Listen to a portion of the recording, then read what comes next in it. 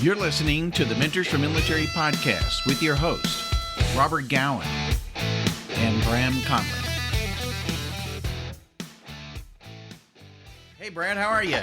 Good, how are you? I'm doing great, man. So this is, by the way, Bram Connolly from Australia, and Bram spent some time in Australian Special Forces, spanned about, 22 years total, Bram? Yeah, that's right. Yep. 15 in Special Forces. Bram. Yeah. Nice to meet you, Brad. Are you finally back at the house, or? Yeah, I am. Yeah, because you were doing a lot of humanity work here lately, I understand. I've been working with Team Rubicon for almost the last year, here and there. Oh, that's awesome. I like to be just in the trenches with them. In fact, they put me in charge of operations on the operation I was on last winter in Gatlinburg, and I'd rather be out running a chainsaw. So. Yeah. Yeah, I totally understand that. You started off in the Navy, and I've read, of course, a lot of your bio, and you started off back in 1988, and I guess you came into the SEABEEs initially out of high school, or was that a career change along the way in the Navy, or how did that all work? I did. I joined up into the SEABEEs without having any idea what it was. Yeah. That was straight out of high school, and I guess just the thought of the construction field within the Navy was strange enough to be appealing. My dad was in the Navy for 23 years, and he was flying as a crew chief on seaplanes. And so I knew a little bit about SEABEEs and stuff from him just talking a little bit, but not a whole lot. Yeah, well, anybody who's seen John Wayne in a fighting SEABEEs is kind of captured the essence of it. Yeah, exactly. You went on, I guess, 11 different deployments to Afghanistan, or was there other deployments outside of Afghanistan, or was there? Oh, yeah. No, Afghanistan was just my last deployment of my career. I've been all over the place in the other 10 deployments. Yeah, I could list them all, but it takes a while. Yeah. My first recollection of SEABEEs was in Somalia in 1993. The guys basically building half the base that the Australians were deployed to.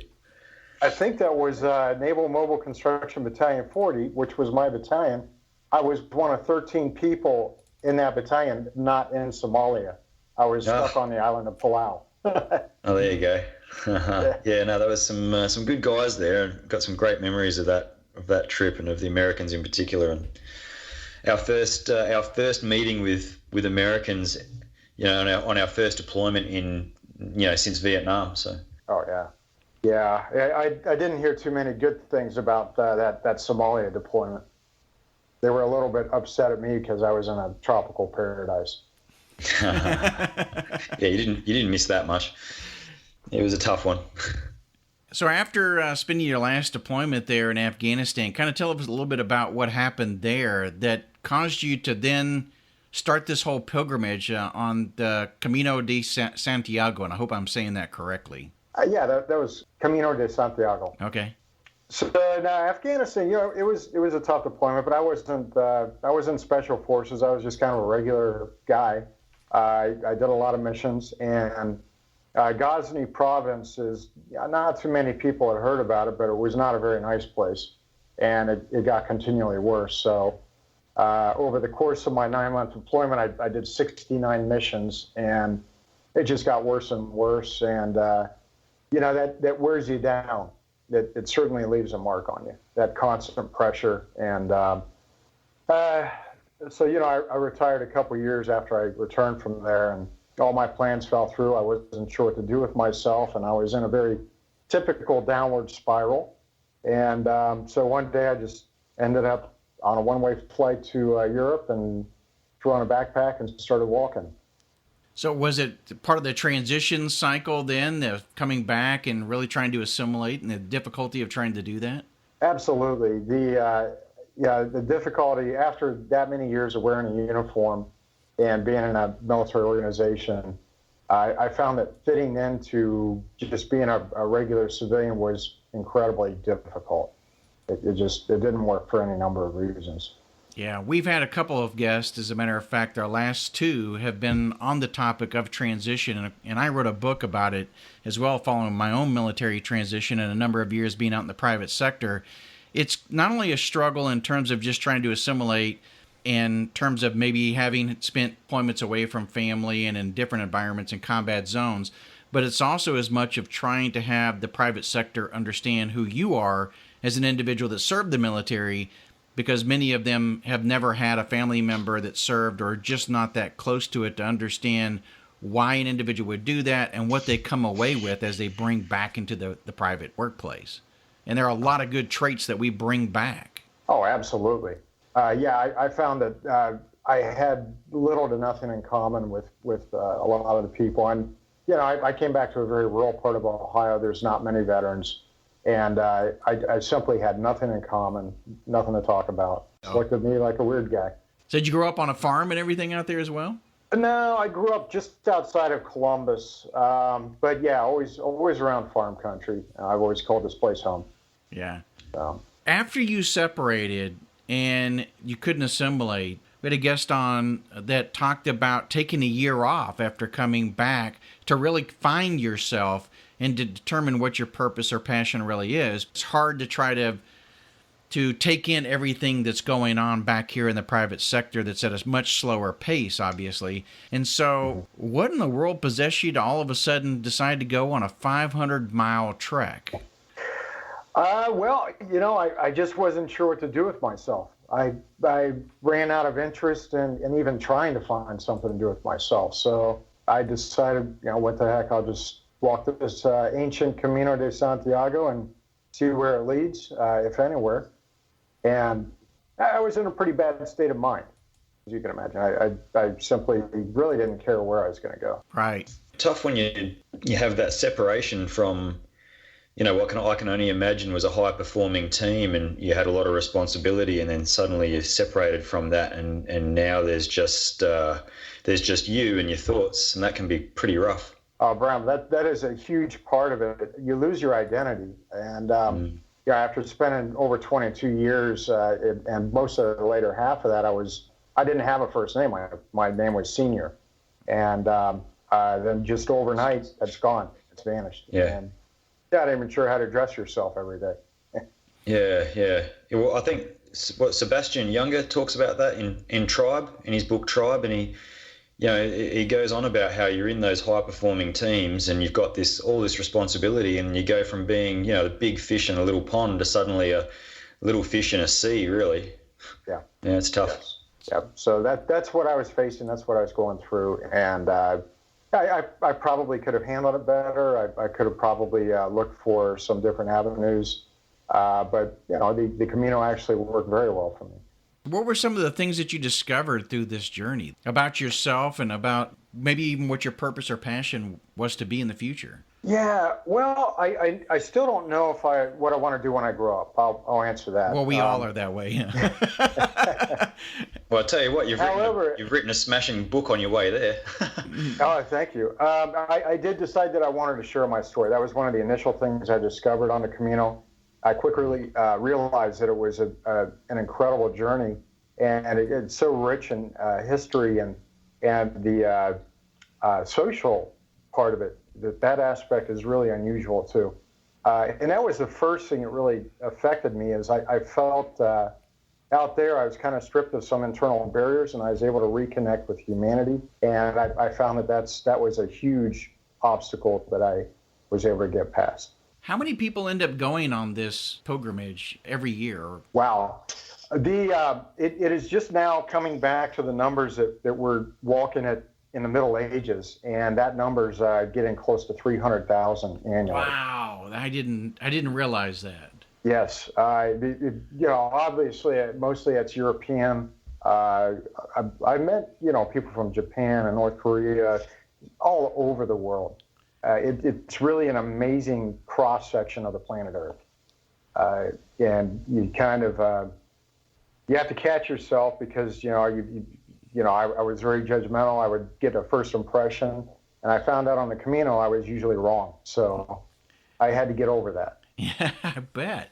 Is it more of a backpack tent thing? Kind of explain to the audience exactly what you're doing to this in terms of roughing it. You're not staying in a B&B and all that along the way, are you? No, but if you can imagine 300,000 people camping out along the way, it would make quite the mess. So what they have is over the last 1,000 years, they developed a system of hostels. They're called albergues, and it's nothing fancy. I mean, it's essentially an open bay barracks for the most parts, but they're very cheap. They limit how much they can charge, and so basically you end up with a roof over your head and a bunk bed, hopefully without bed bugs. Yes. A lot of them have kitchens, so you can prepare your own food and save money that way. It's pretty inexpensive, and it's pretty well organized. And you're now doing this twice a year with veterans? Yes, I'm actually leaving next month with a veteran that we've vetted and selected to participate in this program. And my plan is, this is the first one for my organization, Veterans on the Camino. I am planning to do a follow-on one next fall as well. So yeah, I'll be walking 1,000 miles a year. Wow. I don't know why this sounds like heaven to me, Rob. Yeah, I have a theory that there isn't much that hasn't been explored or conquered, and perhaps the human condition or in our DNA is that we like to explore and conquer stuff, and perhaps that's what's wrong with a lot of society these days. And that to me just sounds like one of those challenges that just has to be done, you know. It is worth doing, and I don't think many people have tried to write books or explain what it is that makes the Camino so incredible, and I think that everybody's failed in that. It's something you have to experience. It isn't just a hiking trip. It's much more than that. Yeah. No, it sounds like it. It sounds like you have a real opportunity, like you said, to experience brotherhood, sisterhood all over again in a non-combat environment, to really explore more about who you are and kind of find yourself perhaps along the way. Absolutely. The other part of that is the internal journey that you're kind of forced to deal with. There's three basic portions of the Camino. The first one is pretty tough physically. So your body's getting used to walking 8 hours a day, and so you go through a lot of pain. Getting used to that. Blisters, hopefully not, but you definitely sore muscles, tired, and once your body becomes accustomed to that, you go into a second portion, which is mostly what they call the meseta, the flat plains. And the trail becomes very straight and flat and featureless. And with that, you just kind of find yourself going on the inside all day, every day. And, things just kind of rise to the surface that you maybe have had buried for a long time. And you're forced to contend with that. And then the last portion of it is pretty much pure enjoyment. You go through some of the most beautiful country in a region called Galicia. And you just find yourself able to enjoy every little thing. And so that's the three basic parts of it that most people go through. And it's interesting that you described it in such a way that you actually go through three different phases of not just terrain, but of finding yourself throughout this journey. Absolutely. That's crazy. I can see where a lot of veterans would actually want to participate in something like this because, again, there's a period of time when they come back where it's hard to jump right into it. And if they have the time and the freedom and, of course, the money or whatever to belong to something like this, it gives them that opportunity to maybe find themselves before they come back and reassimilate. You almost want to do it directly out of a deployment situation rather than having them ETS or retire out of the military and jump right into the civilian workforce and then have to jump back into it again, type of thing. It would be a fantastic transition program. Yes.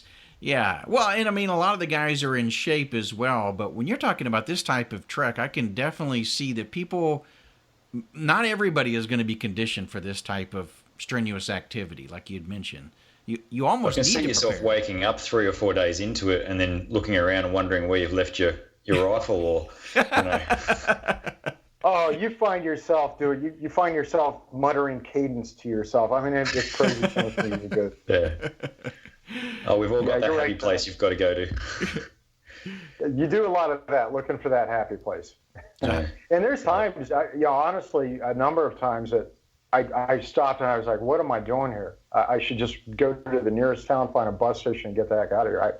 I don't know why I'm doing this. And but you just keep plugging away, and that's part of it is, just pushing through that. And through that doubt is where your strength comes, isn't it? It is. You know what they say, embrace the suck. Yeah, yeah, a lot. We say that a lot. Yeah, no, but it sounds like something like you said, that there is more of just the physical side, the spiritual side, the connection or reconnection that you felt like maybe perhaps you've lost, the finding of humanity. You mentioned that a lot, and then at the last phase there, you'd have the opportunity to just really experience the beauty that's around you and realize where you now fit in.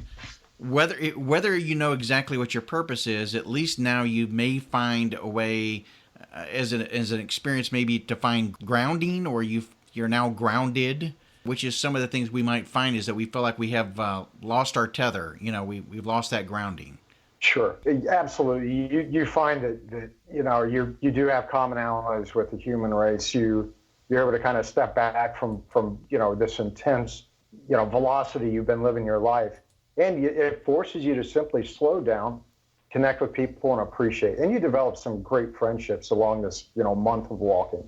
And it's surprising that it just happens that the right people you'll meet at the right time who ask the right questions, and then exactly what you need. They say that Camino provides, and it's very true. Not always what you want, but what you need.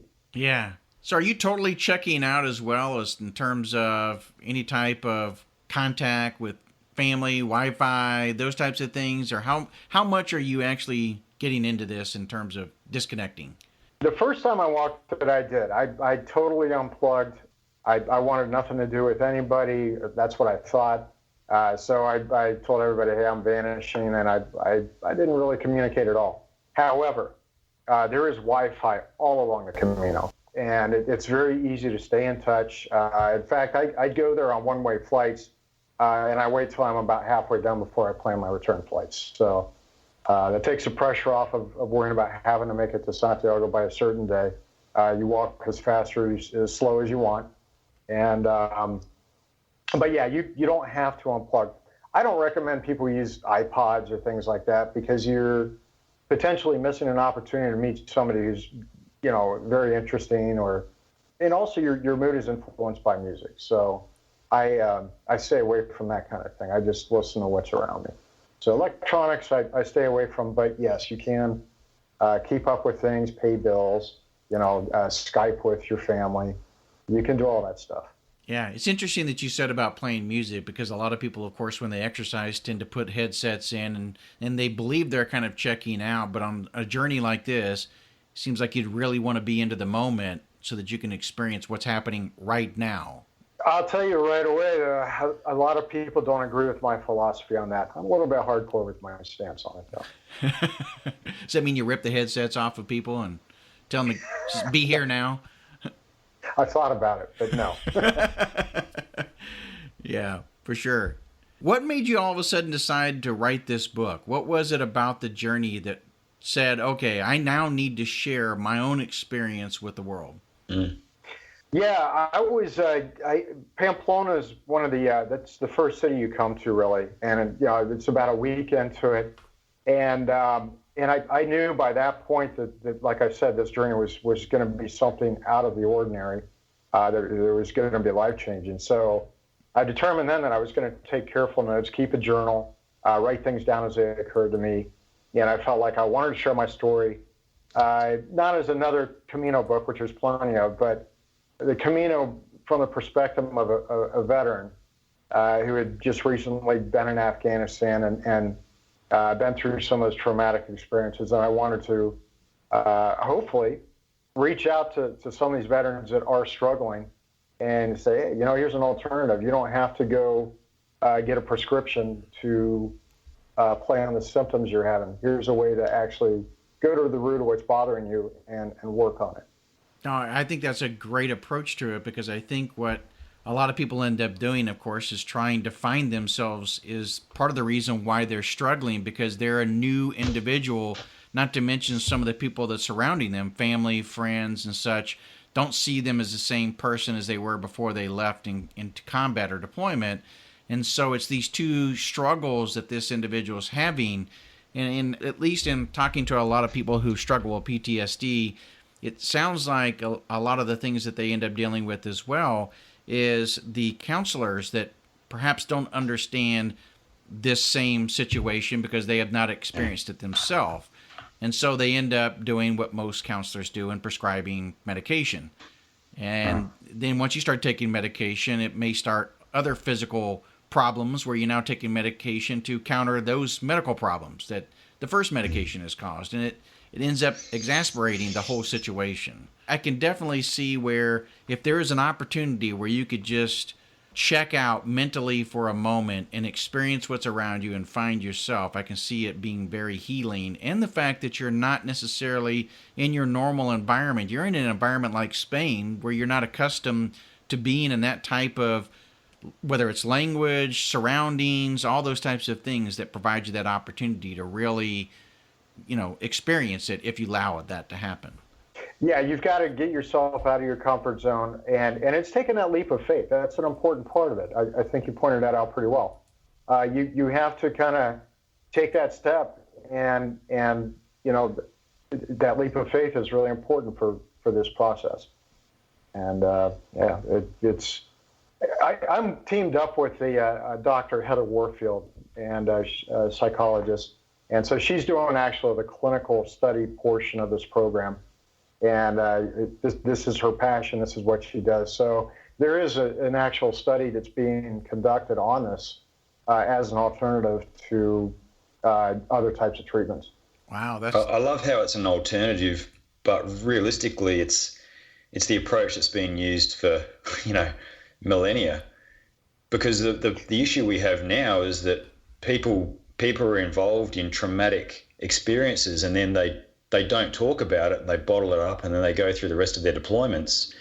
Whereas we had, on killing and on combat with the Lieutenant Colonel Dave Grossman.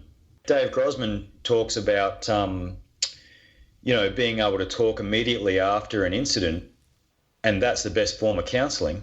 So actually talking about those incidents, talking about what's happened, and then we don't do that, we bottle it up. Then guys go and get medication when they finally do go and see a psychologist, as opposed to actually getting it out in the open. And I think what you're talking about, Brad, is, you get on this trail and you're stuck there with your thoughts for a while, and you actually have to deal with it.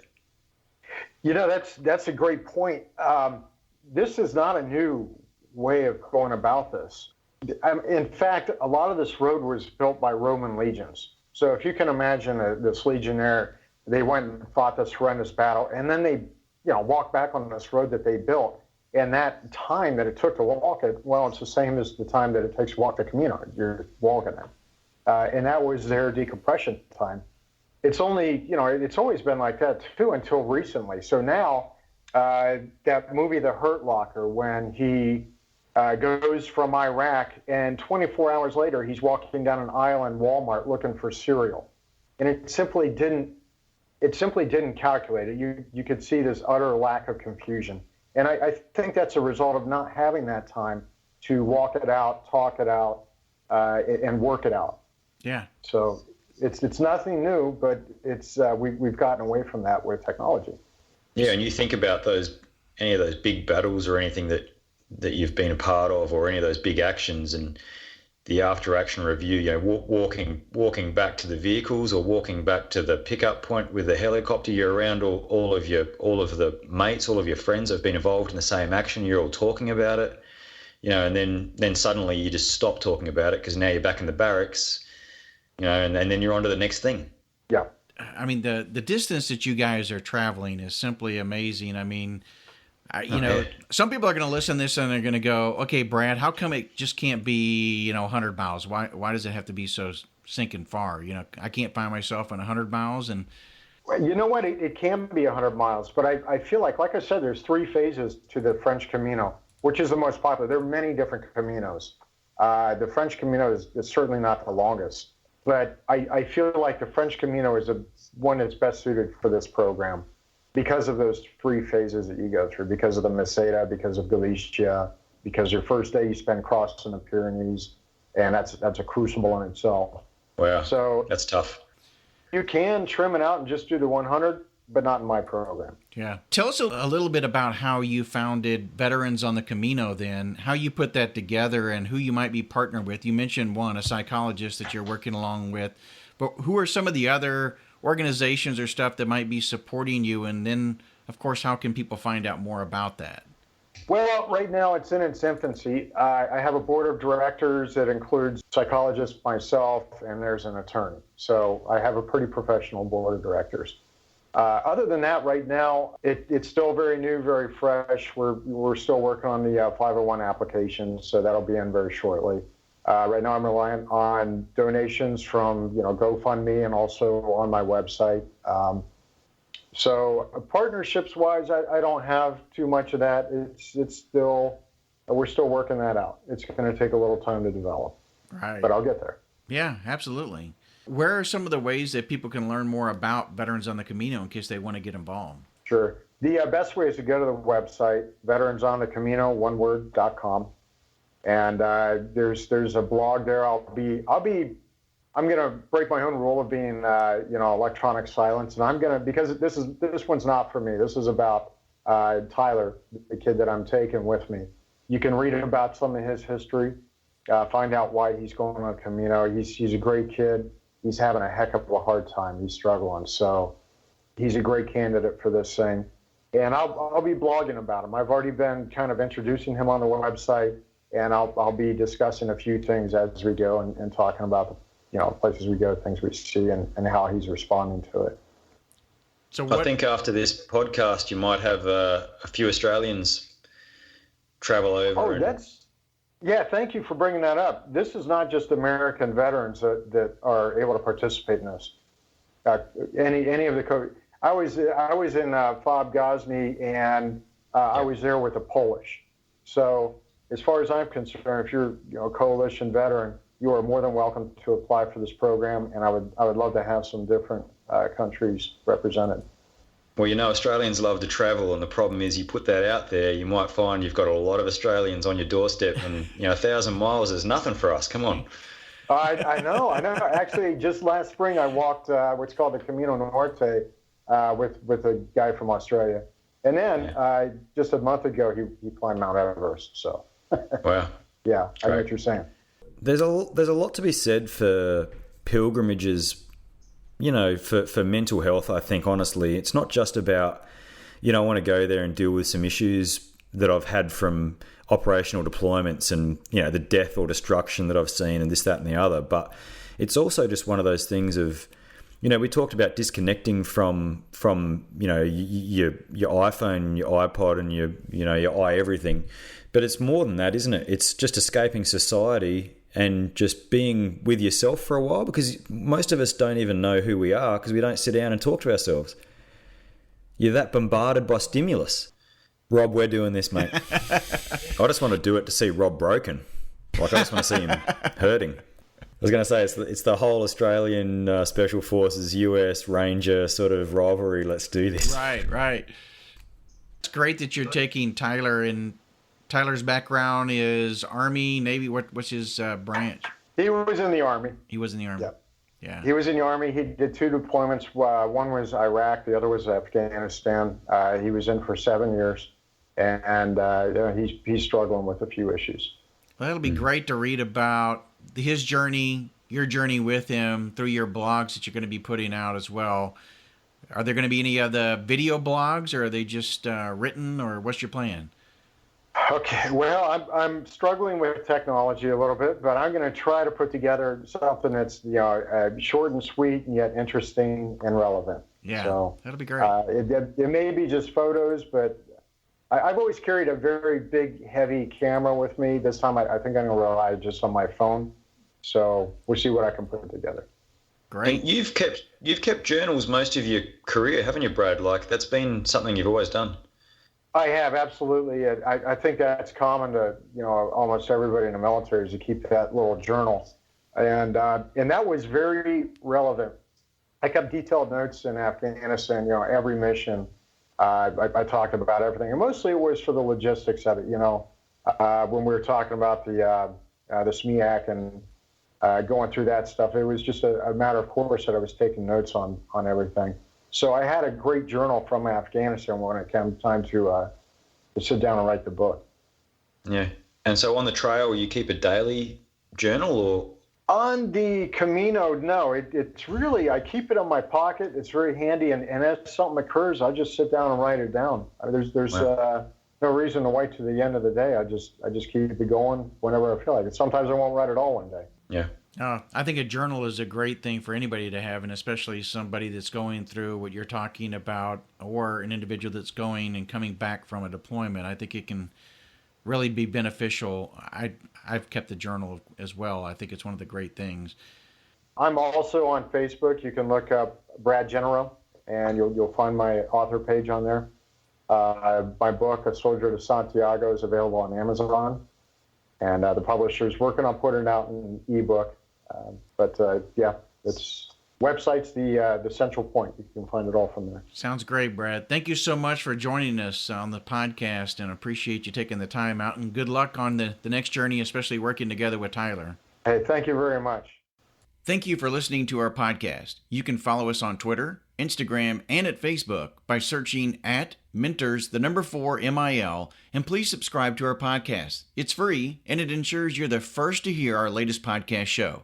We have several options depending upon your device, and we're at iTunes, SoundCloud, at Stitcher, and at TuneIn Radio.